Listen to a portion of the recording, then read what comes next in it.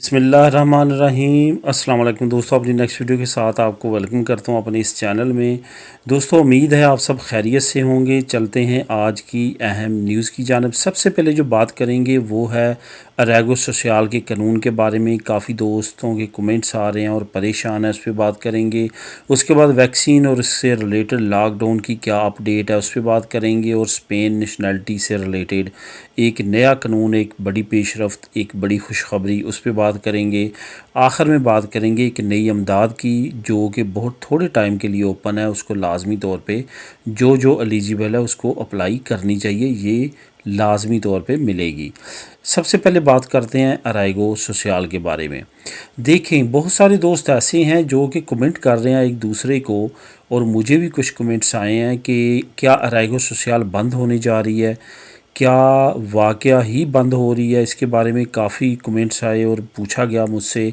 मैं आपको ये कहूँगा कि अरेगो सोशल और अरेगो लिबरल जो है, ये दो कवानीन ऐसे हैं, और मैं ख़ास तौर पे अरेगो सोशल की बात करूँगा कि जो इमिग्रेंट्स को बहुत ज़्यादा फ़ायदा देते हैं। बिलाशुबा इस वक्त कॉन्ट्रैक्ट हासिल करना बहुत मुश्किल है, ख़ास तौर पे अराइगो और अराइगो सोशल के लिए। और कोरोना के बाद जो है वो मज़ीद मुश्किल और मज़ीद एक्सपेंसिव हो चुका है। लेकिन फिर भी अगर देखा जाए, जो अरेगो सोशल है, गैर मुल्कियों को, इलीगल इमिग्रेंट्स को बहुत ज़्यादा इसका आसरा है, फ़ायदा है कि ये फाइनली 3 साल के बाद आपको मौक़े देता है कि आप लीगल हो सकते हैं। यही वजह है कि ये काफ़ी ज़्यादा मकबूल है, ना सिर्फ नेशनल बल्कि इंटरनेशनल लेवल पे इमिग्रेंट्स इसको काफ़ी ज़्यादा पसंद करते हैं। और स्पेन में मेजॉरिटी ऑफ पीपल का यहाँ पे आना, इलीगल इमिग्रेंट्स का यहाँ पे आना, इसमें बहुत बड़ी वजह इस कानून की भी है। यहाँ पे ये आपको बताता चलूँ कि इस कानून के बारे में ये जो अफवाह फैलाई जा रही है कि ये कहीं बंद ना हो जाए या बंद होने जा रहा है, यहाँ पे आपको मैं बताता चलूँ कि अभी हुकूमत ने मज़ीद पेचीदगियाँ पैदा करने की बजाय आसानियाँ पैदा करनी है। इस वजह से ये सवाल ही पैदा नहीं होता कि इस सिचुएशन में, क्रिटिकल सिचुएशन में अराइगो सोशल बंद हो जाए। ये सिर्फ़ और सिर्फ अफवाह है, अफवाह के अलावा और कुछ नहीं है। यहाँ पर ये कंडीशन है इस वक्त स्पेन में कि 5 इमिग्रेंट्स में से जो एक है वो इलीगल है, और जो हुकूमती दादोशुमार है वो तकरीबन 5 लाख के करीब है। लेकिन जो ऑर्गेनाइजेशंस की तरफ से, चैरिटी और ह्यूमन राइट्स ऑर्गेनाइजेशंस की तरफ से जो सर्वेज़ हैं या पूल है, उसके मुताबिक ये चीज़ें सामने आई हैं कि कम अज़ कम 1 मिलियन जो इमिग्रेंट है वो इलीगल है इस वक्त स्पेन में। इस वजह से ये मुमकिन नहीं है कि हुकूमत इस कानून को बंद कर दे, और बिल्कुल भी ऐसा नहीं, इस वक्त सिचुएशन के मुताबिक नहीं हो सकता। बल्कि हुकूमत अब नए आने वाले वक्त में नई आसानियाँ पैदा करेगी, जिसमें इमिग्रेशन भी शामिल हो सकती है। और दोस्तों, काफ़ी ज़्यादा चांसेस हैं, मैं 100% नहीं कहूँगा आपको कि, लेकिन जो ओवरऑल कंडीशन इस वक्त बन रही है स्पेन की, वो यही बन रही है कि इमिग्रेशन ओपन होने के बहुत ज़्यादा चांसेस बनेंगे।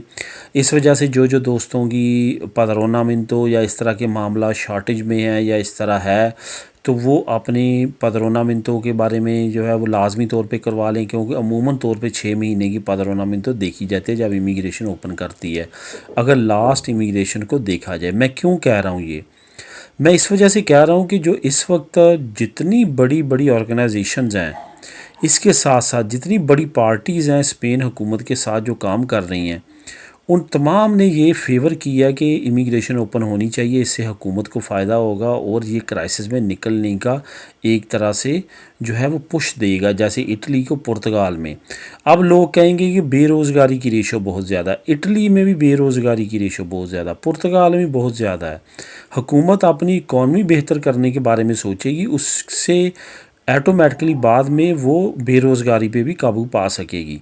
अगर हुकूमत के पास पैसा ही नहीं होगा तो वो बेरोज़गारी में किस तरह से अपना कवर करेगी।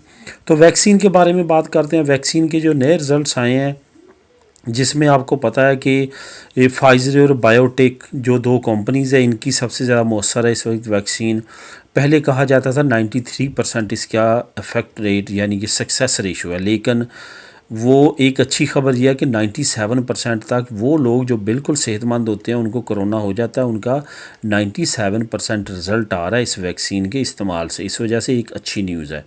उसके बाद मैं बात करूँगा लॉकडाउन से। लॉकडाउन जो है वो ख़त्म होने जा रहा है। पीर से 15 मार्च से तमाम पाबंदियाँ ख़त्म हो जाएंगी, लेकिन समाजी दूरियाँ लाजमी रखनी पड़ेंगी। तमाम दुकानें, रेस्टोरेंट, बार्स तमाम पहले की तरह खुलना शुरू हो जाएंगी।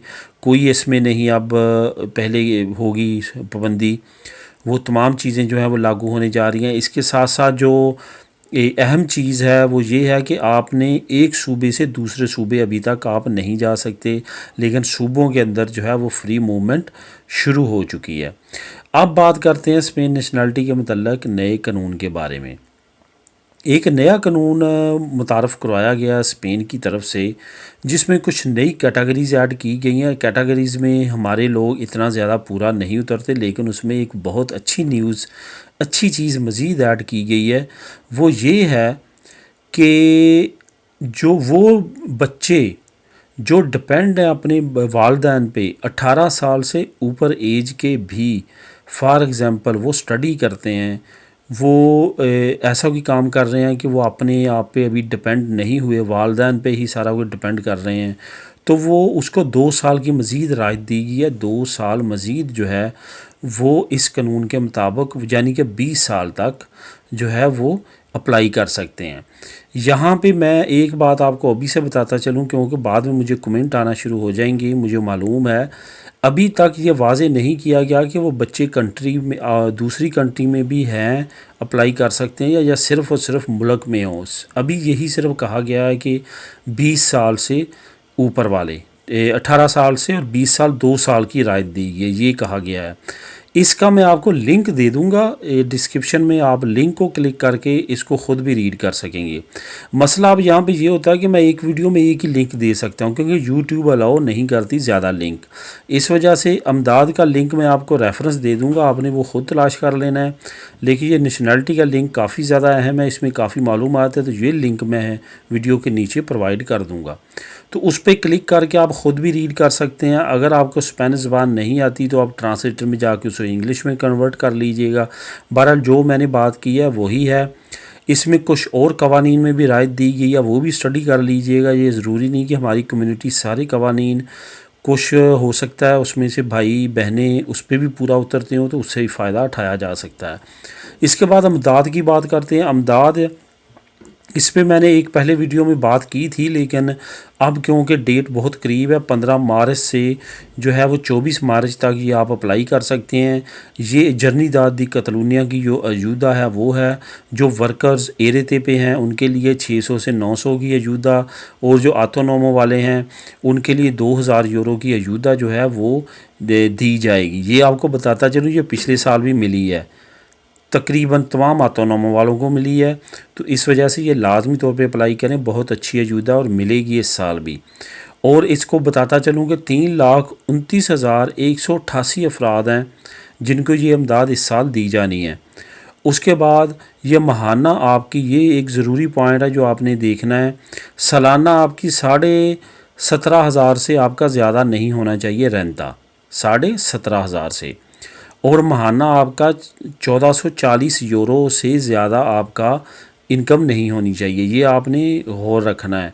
जिनकी इससे ज़्यादा है वो कतन अप्लाई ना करें, क्योंकि आपने अपना टाइम वेस्ट करना, उनको नहीं मिलेगी।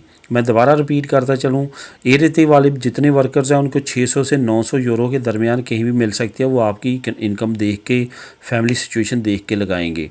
उसके बाद जो ऑटोनोमो वाले हैं उनको 2000 यूरो मिलेंगे। 3,29,188 अफराद टोटल पूरी जर्नीदादी कतलूनिया में जिनको ऑटोनोमो और वर्कर्स को मिलेंगे। और महाना जो है ये 1440 आपके होने चाहिए, उससे ज़्यादा नहीं होनी चाहिए, और सालाना 17,500 से ज़्यादा नहीं होनी चाहिए। तो इस चीज़ का आपने जो है वो ख्याल रखना है, और इसके मुताबिक जो है आपने काम करना है। तो दोस्तों ये थी अब तक की अहम न्यूज़। मिलेंगे अपनी नेक्स्ट वीडियो में नई न्यूज़ अपडेट के साथ। अल्लाह हाफिज़।